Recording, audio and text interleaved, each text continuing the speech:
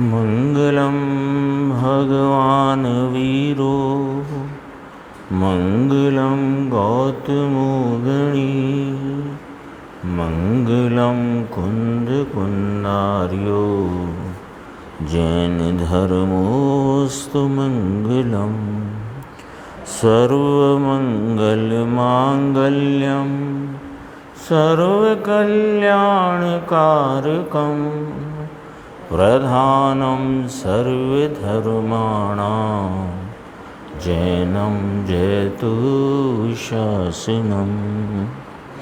नमः समय साराय स्वानुभूत्या चकासते चित्स्वभावाय भावाय सर्वभावांतरच्छिदे। समय सार जी परमागम ग्रंथ है। इसके परिशिष्ट रूप जो स्यादवाद अधिकार, उसमें 14 कलश आचार्य अमृतचंद्र भगवान ने कहे, उसमें 251 नंबर का कलश, उसकी स्वाध्याय अपन प्रारंभ करते हैं। समय सार सिद्धि भाग 11 पेज 378।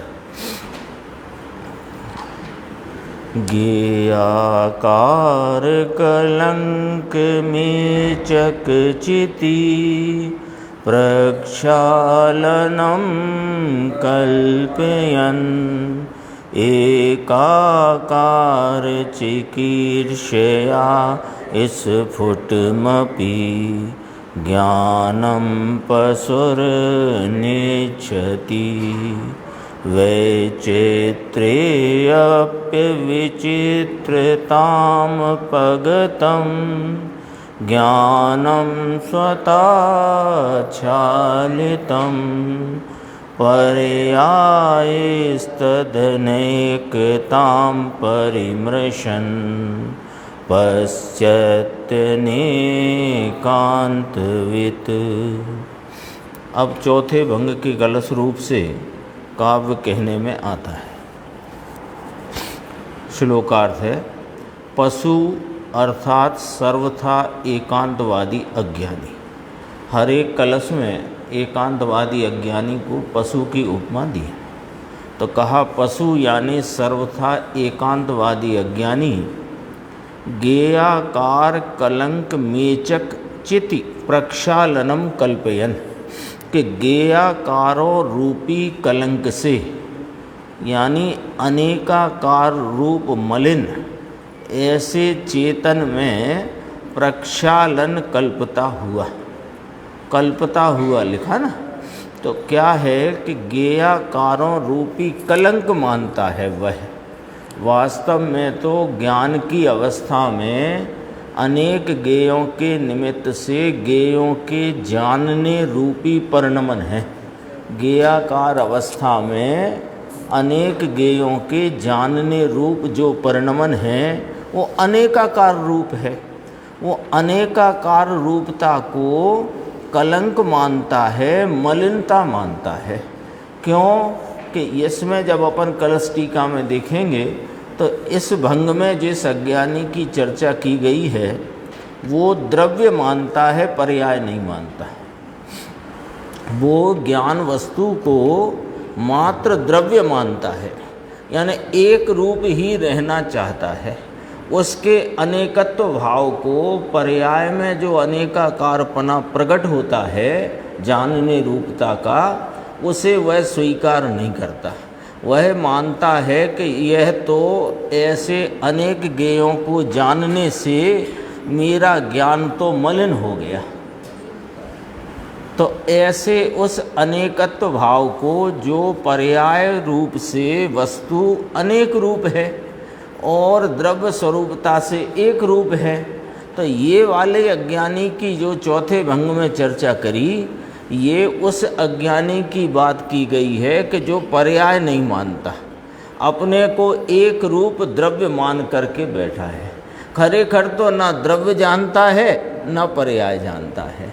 वास्तव में तो ना द्रव्य स्वभाव का उसको पता है ना पर्याय स्वभाव का पता है, लेकिन वह अपने समझो कि अज्ञान के वश एकांत को तानता हुआ एक द्रव्य हूँ, मैं तो एक रूप चेतन वस्तु हूँ। इसमें जो जानने की अवस्था में अनेकाकारपना आया, यह तो मलिनता है। इससे तो मेरी चिति नाम मेरी जो चैतन्य भाव है ये मलिन हो गया। लिखा ना इसमें, गेयाकार कलंक मेचक चिति, यह मेरा ज्ञान मेचकता को प्राप्त हुआ। मेचक माने अनेकाकार, तो अनेकाकारता को प्राप्त हुआ, यह तो कलंक हो गया। देखो, गेयाकारों रूपी कलंक से उसका ब्रैकेट में अर्थ किया, अनेकाकार रूप मलिन ऐसे चेतन में, तो मुझे ऐसा चेतन नहीं चाहिए जिसकी अवस्था की जो गेयों के जानने रूप परिणमित अवस्था, उसमें जो अनेकाकार भाव प्रकट हुआ, ये अनेकाकारता वाला चेतन मुझे नहीं चाहिए। मुझे तो एक रूपता वाला चेतन ही चलेगा। ऐसी अज्ञानमयी एकांत कल्पना के कारण वह उसे धो डालना चाहता, प्रक्षालन कल्पता हुआ।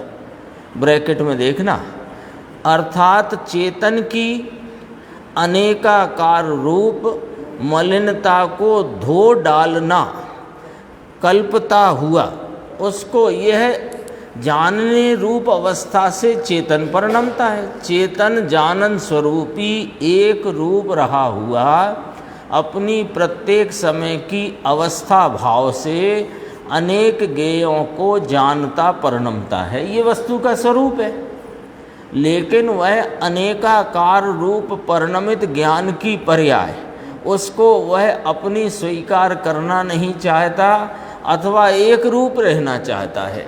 तो उसे लगता है कि ये पर्याय में हुई अनेकाकारता, ये तो मलिनता खड़ी हो गई, ये तो मेचकता आ गई, और मैं तो अमेचक एक रूप द्रव्य हूँ, तो उसे धो डालना चाहता है, यानी उस ज्ञान भाव को ही मिटा डालना चाहता है, यानी ज्ञान का ही नाश करता है।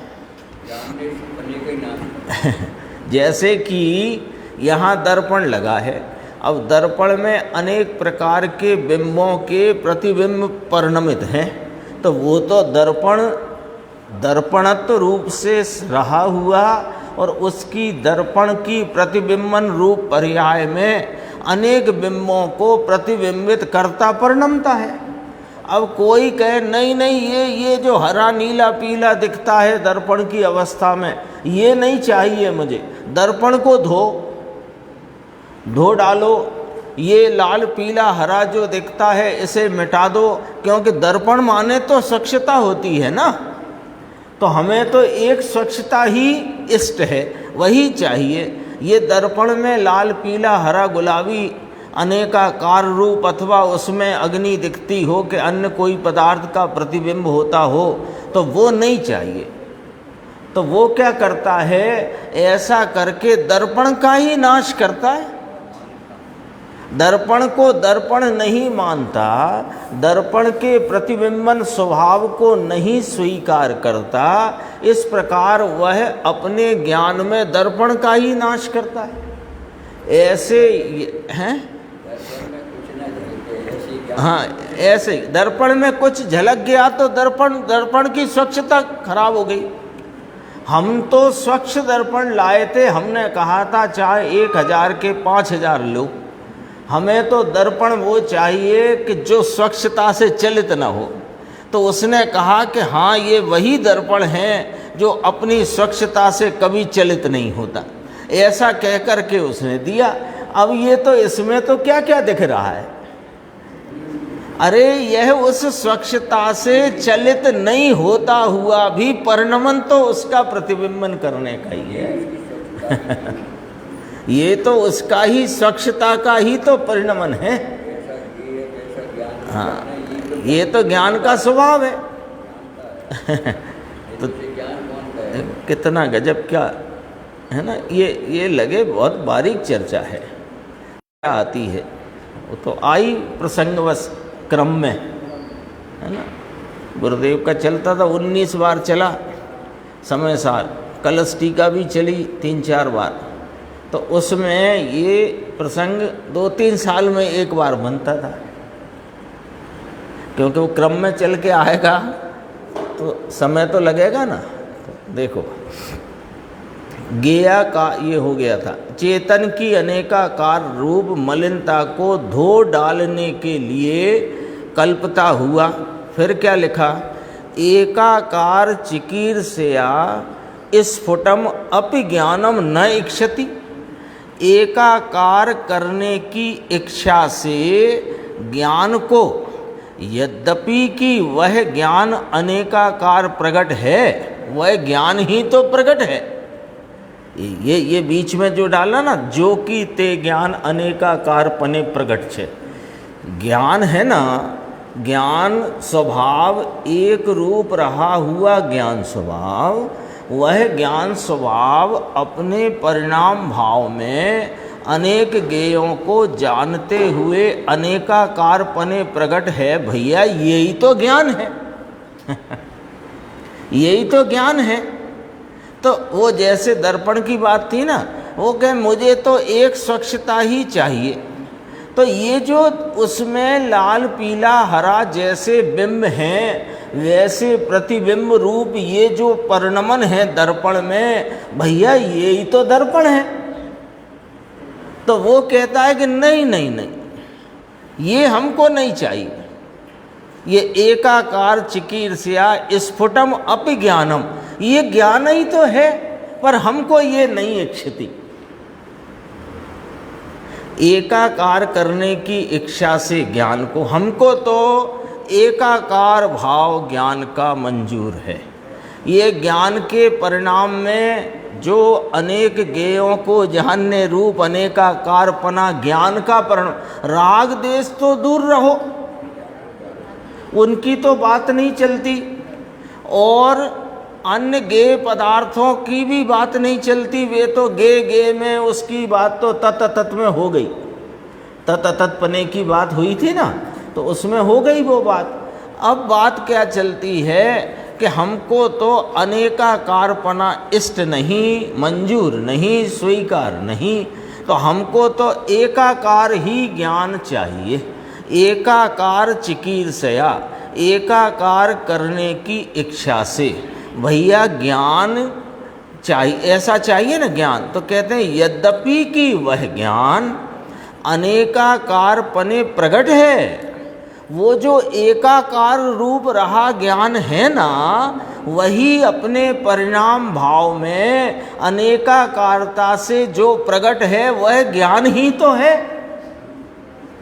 लिखा ना यहाँ, यद्यपि कि वह ज्ञान अनेकाकार पने प्रकट है, तो भी इक्षता नहीं, तो भी हमको वो चाहिए नहीं, हमको ये अनेकाकारपना चाहिए नहीं। दर्पण की अपनी बात चलती है, तो उसमें जो बिंबों के निमित्त से प्रतिबिंबन परिणमन है, भैया यही तो दर्पण है। ये अनेक प्रतिबिंब रूप जो परिणमित वस्तु दिख रही है तुम्हें दीवाल पर, यही तो दर्पण है। तो कहता नहीं नहीं, ऐसा नहीं चाहिए, हमको तो एकाकार स्वच्छ होए बस ऐसा अज्ञान है। अर्थात ज्ञान को सर्वथा एकाकार मानकर ज्ञान का अभाव करता है। सर्वथा एकाकार चाहिए हमको, ऐसा मानकर अरे जो परिणाम में प्रकट है अनेकाकार भाव से, यद्यपि के यही ज्ञान है, लेकिन हमको तो एकाकार चाहिए। तो ऐसे एकाकार की कल्पना में वह वास्तव में अपने ज्ञान का ही नाश करता है। लिखा ना इसमें, एकाकार मानकर ज्ञान का अभाव करता है। तो उसके सामने अनेकांतविद की बात कहते हैं। अनेकांतविद और अनेकांत को जानने वाला तो पर्यायी तद अनेकताम परिमृशन, यानी पर्यायों से ज्ञान की अनेकता जानता नाम अनुभवता हुआ। वह जानता है कि यह ज्ञान के परिणाम में जो ज्ञेयों को जानने रूप परिणमन है, इस परिणमन में ये जो अनेकाकारपना है, ये ज्ञान के का ही पर्याय स्वरूप है। ये ज्ञान का ही पर्याय स्वरूप है। ये ज्ञान की ही जानने की अवस्था रूपता है। उस अवस्था भाव से देखा जाए तो यह ज्ञान ही है, ऐसा वह जानता है। स्याद्वाददर्शी अनेकांतविद। फिर और देखो, फिर वह अपनी बात पूरी करते हैं कि पर्यायों से ज्ञान की अनेकता जानता नाम अनुभवता हुआ। फिर कहा वैचित्रई अपि अविचित्रताम उपगतम ज्ञानम, यानी विचित्र तो भी अविचित्रता को प्राप्त। ये पर्यायों में जो विचित्रता से परिणमित है, तो भी यह तो एक रूप अविचित्र स्वरूप है। ज्ञान अपने स्वभाव रूपता से, द्रव्य रूपता से एक रूप ही है, अविचित्र है। अविचित्र, हाँ, अविचित्र माने हाँ एक रूप, और विचित्र माने अनेक रूप। तो विचित्रई अपि अविचित्रताम उपगतम ज्ञानम, विचित्र तो भी अविचित्रता को प्राप्त, यानी अनेक रूप होने पर भी एक रूप ऐसे ज्ञान को स्वतः चालितम, वो उसमें आया था ना अज्ञानी का, प्रक्षालनम कल्पयन, वह उस ज्ञान को प्रक्षालित कर देना चाहता है। वे कहते यह तो स्वतः चालिता है, यह तो स्वयमेव धोयेलु, धोया हुआ शुद्ध ही है। ज्ञान के जानने रूप परिणमन से ज्ञान की अवस्था में मलिनता नहीं आती।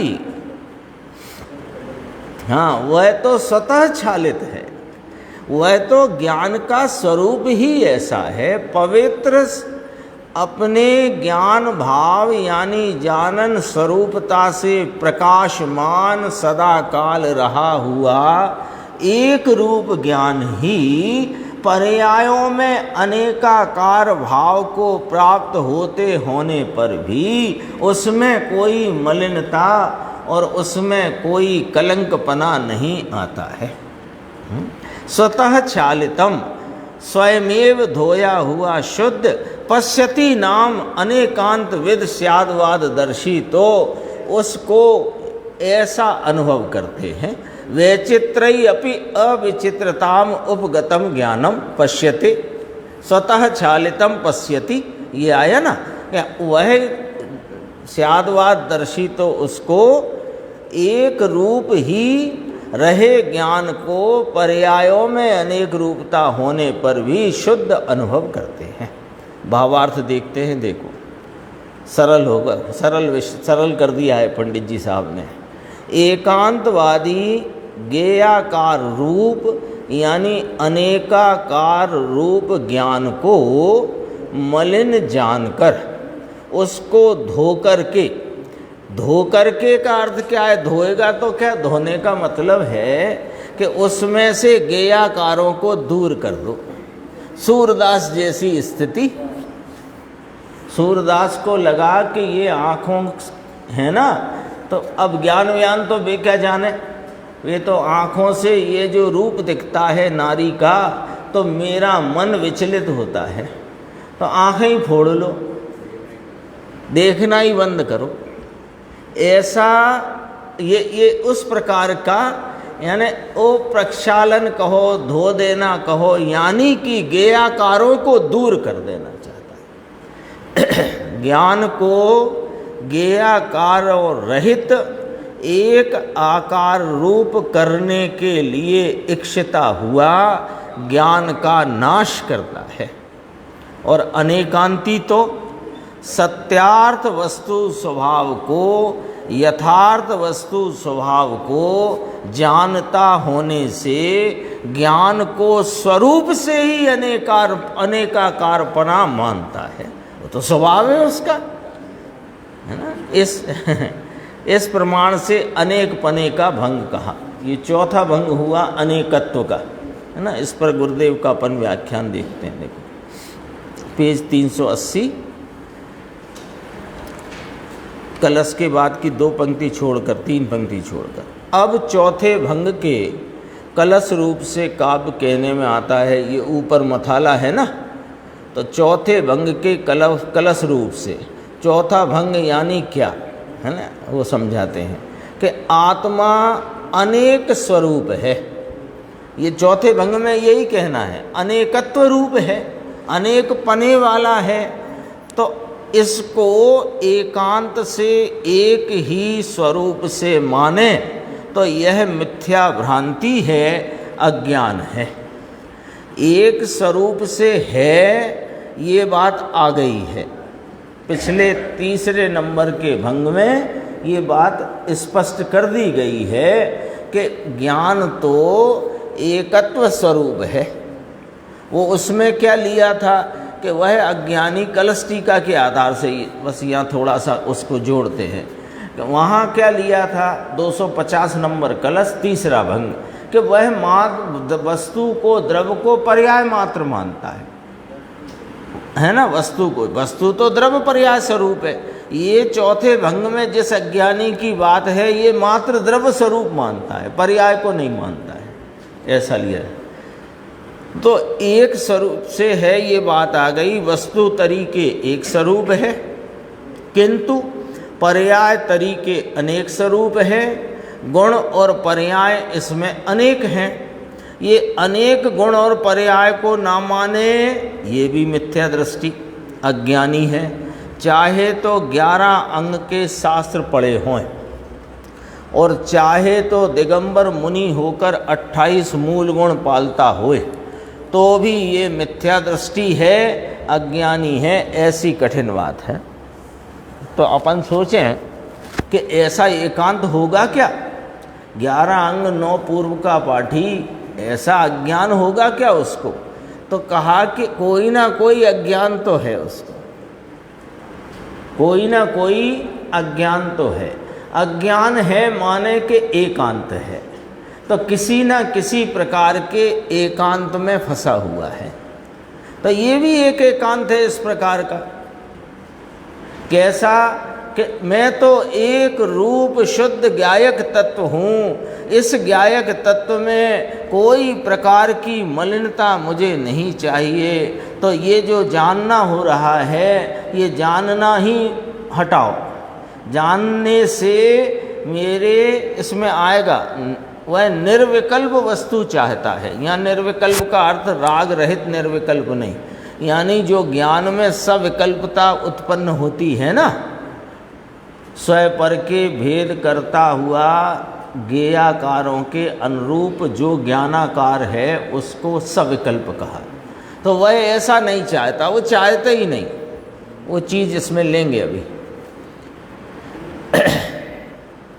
ऐसी कठिन बात। यहाँ तो आचार्य कहते हैं कि जो यह आत्मा अनंत गुण पर्याय से एक रूप है, वह ही गुण पर्याय से अनेक रूप भी है। यानी अनंत गुण पर्याय से एक रूप है, इसका अर्थ समझना कि अनंत गुण पर्याय स्वरूपी अभेद एक रूप है। ये इसकी द्रव्य रूपता है, और यही द्रव्य गुण पर्यायों से, यानी अपने पर्याय में द्रवित होता है प्रति समय, उसमें अनेक रूपता है। तो गुण पर्याय से अनेक रूप भी है। जो यह आत्मा अंतर में अपनी शक्ति और अवस्था से एक रूप भी है, और इसमें एक में अनेक गुण और अनंत पर्याय हैं, तो अनेक रूप भी है। तो ये पर्यायों की तरफ से अनेकता है और द्रव्य स्वभाव की तरफ से एक रूपता है। ये दोनों बातें ही वस्तु में एक साथ हैं। तो कहते हैं देखो, अनेकपना ना माने तो यह मिथ्या दृष्टि है। एकांत से एक पने ही माने, यानी एक ही स्वरूप से मैं हूँ ऐसा माने, और इसमें गुण भेद और पर्याय भेद, यानी अनंती पर्याय एक समय में प्रकट हैं। अनंती पर्याय कौन सी हुई कि अनंत गुणों की व्यक्तता एक समय में प्रकट है। तो उसको न माने। एक समय में अनंत गुण की अनंती पर्याय प्रकट है और अनंत गुण ध्रुव रूप से हैं। इनको एक ही रूप मानना यह एकांत है। वह एक भी है आत्मा और आत्मा अनेक भी है। ऐसी बात कुछ करने का हो तो सूझ तो पड़े। गुरुदेव कहते हैं इतने दिन से ये बात चलती है, सुनने वाले तो ये सोचे कि कुछ करने का कहो तो हमें कुछ सूझ भी पड़े। कभी कहते हो द्रव्य मानता है, कभी कहते हो पर्याय मानता है, कभी ये अनेकाकार पने को धो डालना चाहता है, कभी एक पने को स्वीकार नहीं करता। ये सब बातें किए जा रहे हो आप, और हमको बहुत भारी तकलीफ हो रही है समझने में। कुछ करने कराने की बात कह दो तो हम फटाफट कुछ कर दें। कुछ करने का कहो कि भैया अब की से सिद्ध चक्र मंडल विधान करो, 8 दिन की जगह 28 दिन तक करो, तो कर भी दें, समझ में भी आए वो बात। ये बात तो हमें बहुत भारी पड़ रही है। लेकिन प्रभु ये करना नहीं है क्या अंदर? अपने वस्तु स्वरूप का यथार्थ रूप स्वरूप जानकर उसका यथार्थ निर्णय करना और उसका झुकाव करके उसकी प्रतीति अनुभव करना, क्या यह करना नहीं है? कि जो तुम्हें बाहर में विकल्पों से और देह से करना दिखाई देता है, क्या ये करना है? अरे खरे खर तो देह का तो तुम कुछ कर सकते नहीं, और रागादि विकल्प उनका तो ये आत्मा अकारक है। ये तो सुबह आई गई है बात, 283, 84 और 285 गाथा स्पष्ट चल रही है उसमें ये कथन। देखो, अरे जिंदगी चली जाती है, बाहर की ममता और बाहर में चला जाता है, फिर मनुष्य पने का ऐसा अवतार कब मिलेगा? यानी समझो कि जब छेड़ालाकार पंडित दौलत राम जी ने त्रस पर्याय कोई चिंतामणि के समान कहा, 2 इंद्रिय, तो फिर उसमें संगीपन, पंचेंद्रीपना, संगीपना, फिर उसमें मनुष्यपना, फिर जैन कुल, फिर जिनवाणी का संयोग, फिर समझने की जिज्ञासा, यहाँ तक दोबारा पहुँच पाना समझो वास्तव में बहुत दुर्लभ से दुर्लभ से दुर्लभ से दुर्लभ है। और अब ये समझो कि वो पंडित जी ने कहा ना, सर्व अवसर आ गया है। अब चूँकि तो फिर वो गुरुदेव की बात याद आ गई, बंटोलिया में गया पत्ता कहाँ जा कर के गिरेगा। बंटोलिया समझ गए ना? बंटोलिया माने वो जो भंवर आता है गर्मियों में हवा का, उसमें कोई चीज़ चली जाए तो कहाँ जाकर उसको मिल सकती है कोई? ऐसी बात है। इसमें वीतराग 3 लोक के नाथ, इनके अंतर का रहस्य जो वस्तु, ये वस्तु का रहस्य अनंत काल में समझ में कब आएगा? यानी बहुत कोई अनंत काल बाद, बहुत लंबे काल के उपरांत ऐसा मौका मिलता है कि ये जिन दर्शन में बताए गए वस्तु के स्वरूप का रहस्य समझ पाने का मौका बहुत मुश्किल से मिलता है, इतना आसान नहीं है। आगे देखना 381 पे देखो, 4 पंक्ति छोड़कर कहते हैं, पशु अर्थात एकांतवादी अज्ञानी, मिथ्या दृष्टि अज्ञानी। तो अज्ञानी क्यों कहा? कि गेयाकार कलंक मेचक चिति प्रक्षालनम कल्पेयन। गेयाकारों रूपी कलंक से मेरे ज्ञान की पर्याय में अनेक पना जानने में आता है, तो ये अनेक पने की पर्याय कलंक है, ऐसा अज्ञानी मानता है। जानना तो स्वभाव है, ये कलंक नहीं है, लेकिन उसे एकाकार रूप हूँ मैं तो इसका ही एकांत लेकर के बैठ गया है। तो पर्याय में जो ज्ञेयों को जानते अनेकाकारपना है, इसे कलंक मानता है ना, लिखा ना, ऐसा अज्ञानी मानते हैं। अब गुरुदेव क्या कहते हैं, देखो, ऐसे बात सादी लगती है लेकिन गंभीर है। बात कैसी सादी लगती है, देखो, सादा किसे कहते हैं कि एक अपन इस दृष्टिकोण से इस सारी स्वाध्याय को करें, 14 भंग आए ना, तो गद्य में भी आ गए, गद्य में भी 2 प्रकार से आ गए, संक्षेप में नाम रूप आ गए, फिर उनके 14 बोल रूप गद्य भी आ गए, और अब ये 14 पद आए हैं। तो ये 14 श्लोक हैं जो समय सार जी में पशु के कलश के नाम से प्रसिद्ध हैं। अब स्वाध्याय की एक रीति ये भी हो सकती है कि स्यादवाद अधिकार में जो पशु वाले 14 भंग या 14 कलश आए हैं, उनमें देखो हमको बराबर मालूम है, एक तो तत्पने का है, एक अतत्पने का है, एक एकत्व का है, एक अनेकत्व का है, एक सतपने का है, एक असतपने का है। सतपने में 4 भेद पड़ गए, है ना, वो, हाँ, द्रव्य स्वयं स्वयकाल स्वभाव से सतपना, परद्रव्य परक्षेत्र परकाल प्रभाव से असतपना, और नित्यत्व का और अनित्यत्व का 14 बोल हैं, है ना। एकांतवादी अज्ञानी इस प्रकार मानता है, तो एकत्व के बोल में ये वाली बात बताई है, अनेकत्व के बोल में ये वाली बात बताई है, स्वद्रव्य स्वय क्षेत्र और स्वकाल स्वभाव के बोलों में ये वाली बात बताई है, हमें बराबर। तो इस रीति से जिसने स्वाध्याय करना है या की है, वो किसी काम की नहीं है। लो, उसने 14 भंग ऐसे मुँह जवानी सुना दे सटासट, और आप कहते हो स्वाध्याय किसी काम की नहीं है, कि भैया ये सादी बात है, जो गुरुदेव कहते ये सादी बात है, इस बोल में ये आया, इस बोल में ये आया, ये सादी बात है। यहाँ अंतर में क्या अज्ञान किस प्रकार का चलता है और उस अज्ञान के प्रति वास्तविकता क्या है, इस बात को बराबर विचार श्रेणी में लेकर निर्णय की कोटि में लाकर इस ज्ञान स्वरूप आत्मा का निर्णय करना, ये वास्तव में इस स्वाध्याय का फल है, अन्यथा नहीं, है ना। आम बात सादी लागे पण गंभीर छे, इसने अनंत काल में कभी दरकार नहीं करी, क्या पढ़ने की दरकार कर ली।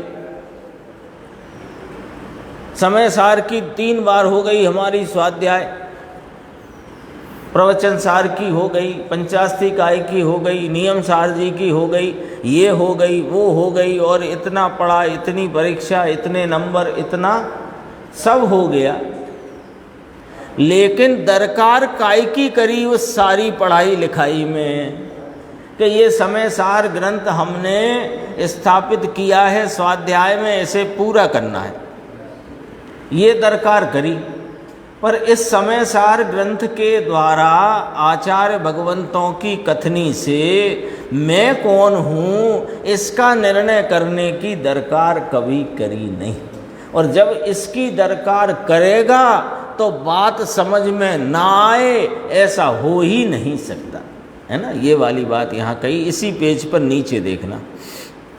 एकांतवादी अज्ञानी ज्ञेयाकारों रूपी कलंक से क्या कहते हैं कि इस ज्ञान में जो ज्ञेय जानने में आते हैं वह कलंक है, ऐसा अज्ञानी मानता है। बराबर सुनना है, पढ़ना सामने। ज्ञेयाकारों रूपी कलंक से अनेकाकार रूप मलिन ऐसे चेतन में प्रक्षालन यानी धोने को कल्पता हुआ, अर्थात चेतन की अनेकाकार रूप मलिनता को धो डालने की कल्पना करता हुआ क्या कहते हैं कि यह भगवान आत्मा वस्तु तरीके एक है और दूसरे द्रव्य के साथ कोई संबंध नहीं है, लेकिन स्वयं एक होते होने पर भी इसमें गुण और पर्याय अनंत हैं। अनंते गुण हैं और उन अनंते गुण की प्रगट पर्याय है।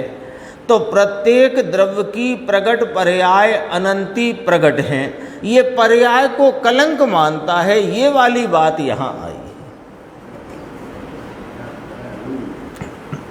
फिर आगे, गेयाकारों रूपी कलंक से अनेकाकार रूप मलिन ऐसे चेतन में प्रक्षालन करता हुआ, यानी प्रक्षालन की कल्पना करता हुआ, अर्थात चेतन की अनेकाकार रूप मलिनता को धो डालने के लिए कल्पना करता हुआ, एकाकार करने की इच्छा से, मैं तो एकाकार हूँ, एकाकार ही हूँ, ऐसा पर्यायों के अनेकाकार को अपना स्वीकार करता नहीं। तो उन्हें हटाओ, गेयों को हटा दो, क्योंकि इनके कारण से इसमें भी वही अज्ञान चल रहा है कि गेयों से यह पर्याय उत्पन्न होती है। तो गेयों को हटाओ, क्योंकि गेयाकारों को हटाओ तो ज्ञानाकार मेरा एक रूप रहेगा। यानी दर्पण के सामने से सब हटा दो तो दर्पण मेरा स्वच्छ हो जाएगा। क्या क्या हटाओगे? कुछ ना कुछ तो रहेगा और वह तो दर्पण का स्वभाव है। अरे मेरे ज्ञान में यह अनेक जानने में आते हैं तो मैं अनेक हो गया, इसलिए मैं एक नहीं रहा। तो अनेक आकार जो ज्ञान में जानने में आते हैं उनको मैं धो डालूं, तो धो डालूं का अर्थ क्या? साबुन लेके तो आया नहीं। धो डालूं का अर्थ है छोड़ दूं, छोड़ दूं। मुझे वह ज्ञान की पर्याय ही नहीं मंजूर जिसमें ज्ञान, जिसमें जानना हो रहा है। ये मतलब है इसका। ऐसा मानकर एक पने के तत्व को मानता है और इसकी अनंती पर्याय को, अनंता गुण को नहीं मानता, तो वह भी एकांत मिथ्या दृष्टि जैन नहीं है। झीणी बात है। प्रभु मुनियों आवी बात कही गया। मुनियों लिया ना, मुनि यानी बहुत मुनिराजों ने, आचार्य भगवंतों ने ऐसी बात कहकर गए हैं। लिख गए कि नहीं? और इस बात को ख्याल में भी ना लेकर ये कहे कि ये तो झीणी बात है, झीणी बात है, सूक्ष्म है, ऐसा करके निकाल डाले प्रभु तो दया आती है, ऐसा कहना चाहते हैं। यानी मुनियों ने, अपन ने कई बार चर्चा करी कि मुनि राजों ने, आचार्य भगवंतों ने जंगल में रह करके अपनी आत्म आराधना के शांति को खो करके इस शास्त्र रचना के विकल्प में आकर अनेक श्रम साध्य रूप से इन ग्रंथों की रचना की। ऐसा नहीं है कि वहाँ स्टेनोटाइपिस्ट बैठे थे तो वे बोलते जाते थे और वो खटाखट टाइपिंग हो रही थी। हाँ, अनेक प्रकार के अति श्रम साध्य कार्य को करके यह बात हमारे लिए कह करके गए हैं। ये 14 भंग रूपी कलश, जिनको गद्य में भी कहा, पद्य में भी कहा, गद्य में 2 बार कहा कि पहले भैया थोड़ा उसका संक्षिप्त स्वरूप समझ लो, फिर उसका विस्तार से स्वरूप समझ लो, फिर कहा कि अब मैं उनको कलश रूप से यहाँ पर फिर बताता हूँ कि इसमें एकांत क्या है और अनेकांत क्या है। ऐसे करके सब इतना श्रम साध्य कार्य किया है ना, बहुत अति श्रम साध्य, और वे कह करके गए और हम यह बात को ऐसे करके छोड़ दें, अरे ये तो बहुत सूक्ष्म है, ये तो सूक्ष्म बात है, ये हमें नहीं समझ में आती, छोड़ो भैया इसको, क्या करना। कह रहे हैं ना गुरुदेव, तो गुरुदेव कहते हैं कि हमको तो दया आती, मुनिराजों को करुणा आई तो कहा, और फिर तुम सूक्ष्म है, सूक्ष्म है, हमें नहीं, तो फिर तो दया के ही पात्र हो। देखो आगे 384 पेज पे चलते हैं। यहाँ कहते हैं, ऊपर की करीब 10 पंक्तियाँ छोड़ के, यहाँ कहते हैं भगवान आत्मा का ज्ञान अनेकाकार रूप प्रकट है। इस ज्ञान में अनंता जानते हैं, ये प्रकट है, ये कोई गुप्त नहीं है, ये ज्ञान ही प्रकट है।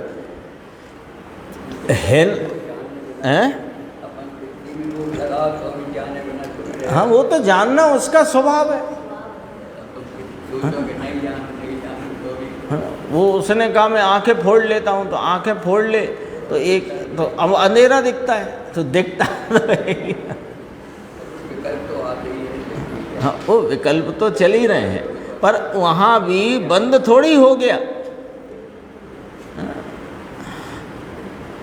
ये ज्ञान में अनंता जानता है, ये प्रकट है भैया, ये कोई गुप्त नहीं है।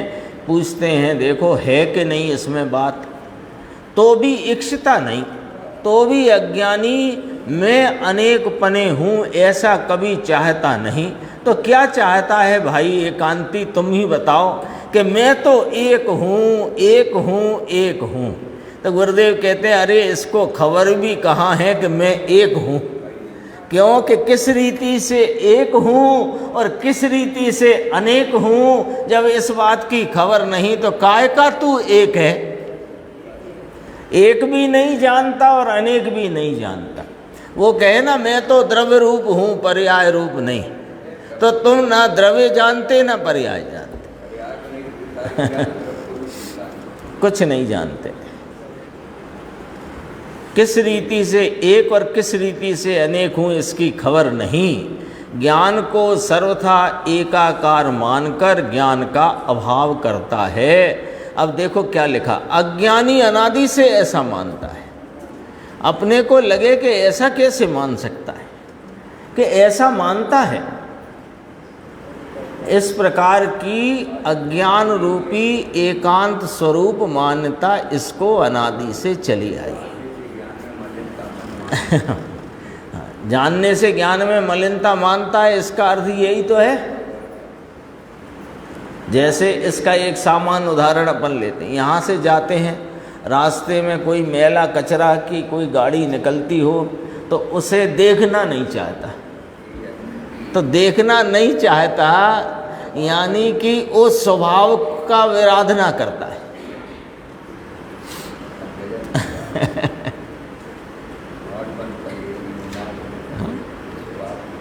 दुगंछा है ना, दुगंछा उसके प्रति की वो अरोचकता है, लेकिन वो अरोचकता है वो तो द्वेष का परिणाम हो गया, वो तो विकार हो गया। लेकिन उस समय जो ज्ञान की अवस्था को तुम ये नहीं मुझे चाहिए, तो वो उसमें भी वास्तव में एक प्रकार से यह एकांत रूप अज्ञान का ही भाव है। अब यहाँ सबली बात कहते हैं, वास्तविकता क्या है कि अनेकांत विद, अब अनेकांत को जानने वाले धर्मी समकिति, जिसको जैन धर्म जानने में आया है, ऐसा धर्मी जैन धर्म यानी अनंत त्रिलोकनाथ अनंते तीर्थंकरों का मार्ग जिसको जानने में आया है, ये अनेकांत का जानने वाला है, ये जैन है, बाकी सब अजैन है। मैं एक पने भी हूँ और अनंत पने नाम अनेक पने भी हूँ। है पर्यायी तद अनेकताम परिमृशन, पर्यायों से ज्ञान की अनेकता को जानता। ऐसी बात अभी यानी द्रव्य स्वरूप से एक, किंतु पर्याय स्वरूप से अनंत कहो कि अनेक कहो, तो पर्यायों से ज्ञान की अनेकता को जानता धर्मी मेरी पर्याय में अनंतपना कायम है। लो, कोई समय भी पर्याय का अनंतपना नहीं, ऐसा नहीं। क्यों कि मेरी पर्याय जिसमें अनंत गुणों की प्रति समय प्रकटता है, ये भी एक समय की पर्याय में अनंतपना कायम है ना। और उसमें जो ज्ञेय पदार्थ अनेकाकार रूप परिणमित है, जानने रूप पर्याय, वो भी अनेक रूपता है। रसिक भाई ऐसी बात वहाँ कलकत्ता में कहीं ना मिले, धर्मी जीव ये अनेकाकार रूप प्रकट है ज्ञान उसको जानता है। पर्यायों से ज्ञान यानी पर्यायों से ज्ञान अनेकाकार रूप है, यह मैं आत्मा हूँ ऐसा जानता है। यानी उसकी अनेकता को जानता, अनेकता को अनुभवता हुआ। कारण के अनुभव है वह पर्याय है। अनुभवता हुआ है ना, तो अनुभव तो पर्याय है, अनुभव तो द्रव्य नहीं। 385 पेज एकदम नीचे की पंक्ति, ये एकदम है छता, उसमें अविचित्रता को प्राप्त लिखा होगा, वो विचित्रता को प्राप्त है। हाँ, वो गलत छप गया है उसमें, तो भी काटना हो तो काट सकते हो उसमें। तो भी छता लिखा ना, तो भी विचित्रता को प्राप्त अर्थात अनेक रूप होते होने पर भी, विचित्र यानी कि अनेक रूप होने पर भी। अपन ने पढ़ा था ना, देखो संस्कृत भी पढ़ा था, याद कर लेना, ऐसा नहीं वो छपने की उसमें गलती रह गई है। देखो हाँ, अपन ने पढ़ा था ये है ना, देखो वैचित्रयी 379 पेज पे श्लोकार्थ पढ़ा था ना, वैचित्रयी अपि अविचित्रताम उपगतम ज्ञानम, इसका अर्थ चल रहा है। यानी विचित्रता होने पर भी अविचित्रता है, उसका अर्थ चलता है। 385 पेज है अपना, नीचे की पंक्ति, 85 था ना, हाँ नीचे की पंक्ति। विचित्रता को प्राप्त अर्थात अनेक रूप होते होने पर भी, विचित्र यानी कि अनेक रूप होने पर भी, अविचित्र यानी कि एक रूप, ऐसे ज्ञान को स्वतः छालितः, स्वतः निर्मल है। ज्ञान में पर चीज जानने में आती है, उसको धो डालूं, धो डालूं माने निकाल दूं तो मैं निर्मल रहूँगा, ये अज्ञान है। तो ऐसा तुझे अज्ञान खड़ा करने की जरूरत ही नहीं है, तू तो स्वतः छालिता, स्वयं ही ज्ञान भाव से प्रकाशमान पवित्र वस्तु है। और इस पवित्र स्वभाव के परिणमन में, जानने के भाव में, वे अनेक प्रकार के ज्ञेयों को जानता परिणमता है। ये इसका स्वतः छालित भाव है। हाँ, वो तो उसका स्वभाव है। स्वतः छालिता स्वयमेव धोया हुआ शुद्ध अनुभवते हैं। कौन? ज्ञानी अनेकांत विद। समकिति धर्मी जीव ऐसा अनुभवते हैं। भगवान झीणी बात तो छे, बात तो भैया सूक्ष्म है, यानी सूक्ष्म तो है, ऐसा बोला, बात सूक्ष्म तो है। फिर कहा अरे मनुष्य भव चला जाता है। इस सूक्ष्म बात के रहस्य को जानकर, अपने एकांत को मेटकर, अनेकांत स्वरूप आत्मा को जानकर उसका अनुभव करो, उसकी प्रतीति आस्वादन करो और मनुष्य भव सफल करो। फिर भावार्थ लिया, थोड़ा ही है। एकांतवादी ज्ञेयाकार रूप यानी अनेकाकार रूप, इस ज्ञान को मलिन जानकर, ज्ञान में अनेक जानने में आते हैं तो मेरा ज्ञान मलिन है, ज्ञान मलिन हो गया। अनेक पना जानने में आया तो मेरा ज्ञान मलिन हो गया, ऐसा अज्ञानी मानते हैं। उसको धो करके, उसमें से ज्ञेयाकार दूर करके, जानने लायक जो ज्ञेयाकार उनको दूर करके, ज्ञान को ज्ञेयाकारों रहित एक आकार रूप करना इच्छता हुआ। एक आकार रूप ज्ञान ही मेरे को चाहिए, ऐसा इच्छता हुआ ज्ञान का नाश करता है। गुरुदेव कहते हैं ये कोई समय वाचा नहीं, सेठ रुपया में घुस गया, ऐसा सब है बापा। ऐसी बात शास्त्र में पढ़ी है। फिर थोड़ी पंक्तियां छोड़ना, नीचे देखना अगले पैराग्राफ में। यह भगवान आत्मा अनंत को जानता है तो अनेकाकार रूप भी आत्मा को मानता है, एक रूप भी मानता है और अनेक रूप भी मानता है। इस प्रमाण से अनेक पने का भंग कहा। अब ये चौथा भंग पूरा हुआ। अब अपन थोड़ा कलश टीका में से देख लेते हैं। उसमें भी बात को बहुत गंभीरता से लिया गया है। देखो 91 पेज है, 91 नंबर।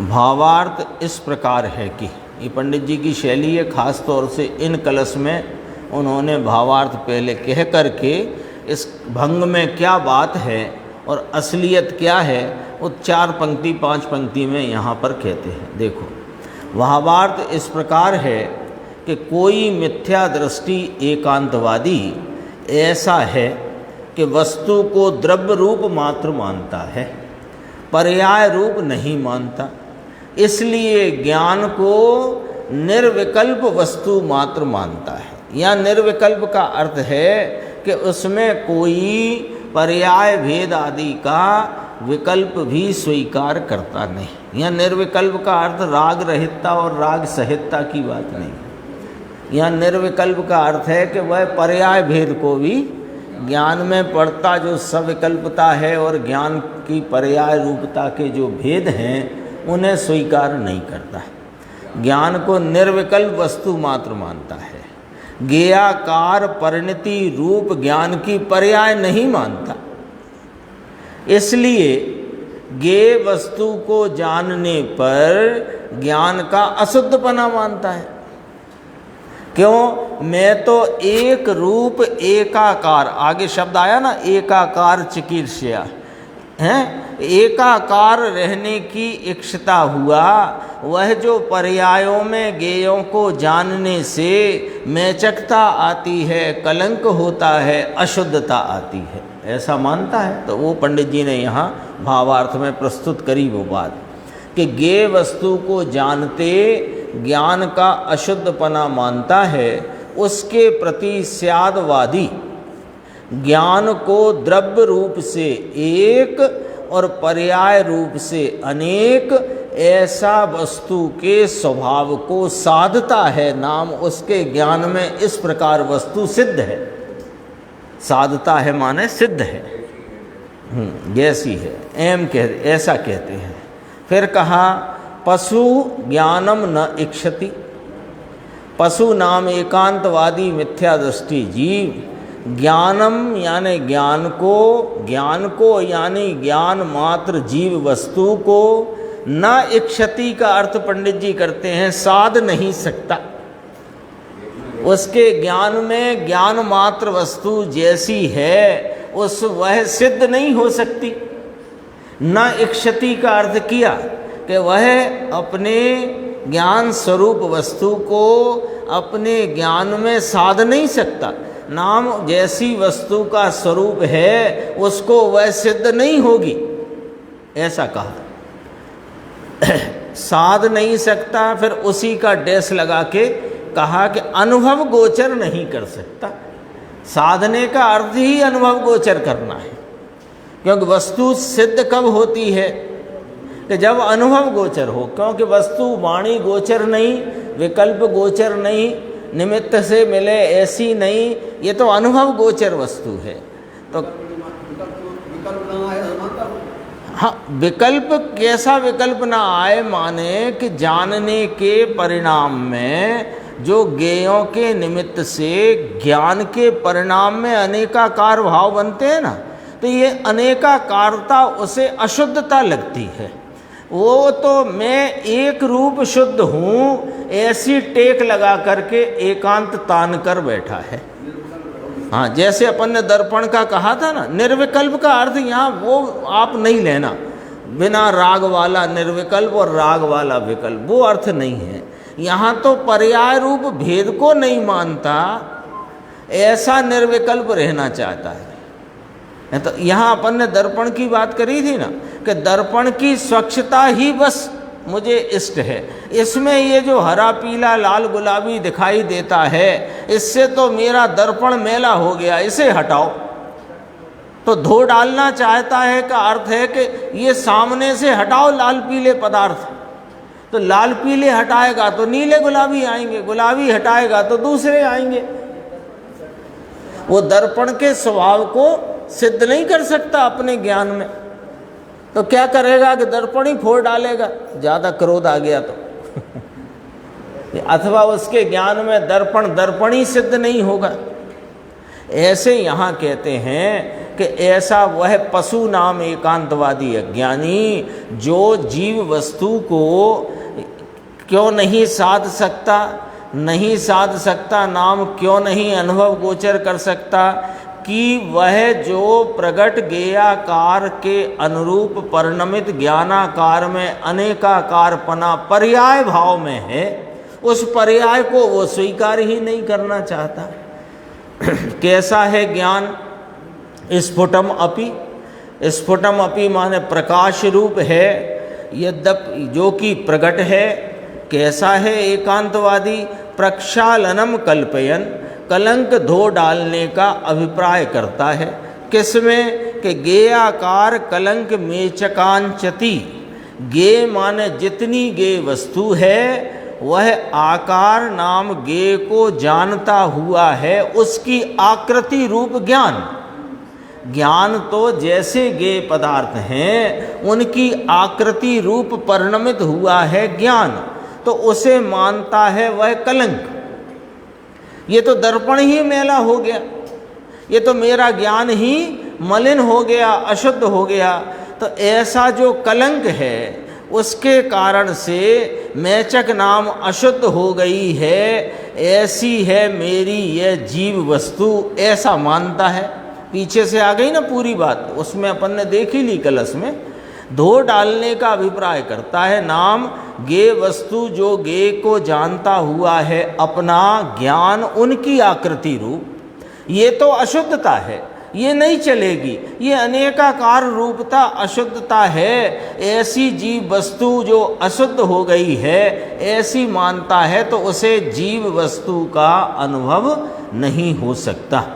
इसमें भावार्थ इस प्रकार है कि गे को जानता है ज्ञान, उसको एकांतवादी मिथ्या दृष्टि जीव उस जानने के भाव को स्वभाव नहीं मानता, अशुद्धपना रूप मानता है। तो एकांतवादी का अभिप्राय ऐसा क्यों है? क्यों ऐसा मानता है कि ये पर्याय अशुद्ध हो गई? कि एकाकार चिकीर्षिया, क्योंकि एकाकार माने समस्त गे के जानपने से रहित होता हुआ निर्विकल्प रूप ज्ञान का परिणाम। चिकीर्षिया माने जब होए तब ज्ञान शुद्ध है, ऐसा मानता है। यानी ज्ञान गेयों के आकृति रूप परिणमित जो मेरा ज्ञान है वह मेरा स्वभाव है, ये मानता नहीं। अपने को एक रूप शुद्ध मानने की एकांत को लेकर बैठा है, तो पर्याय में अनेकाकारता रूप जो परिणाम है वो हट जाए, वो परिणाम में होती अनेकाकारता हट जाए, यानी ज्ञान का परिणाम में निर्विकल्पता खड़ी रहे, तो यह मैं शुद्ध हूँ, ऐसा है अभिप्राय एकांतवादी का। तो उसके प्रति एक अनेक रूप ज्ञान का स्वभाव साधते हैं स्यादवादी सम्यक दृष्टि जीव। इसकी चर्चा अपन आगे की स्वाध्याय में करें।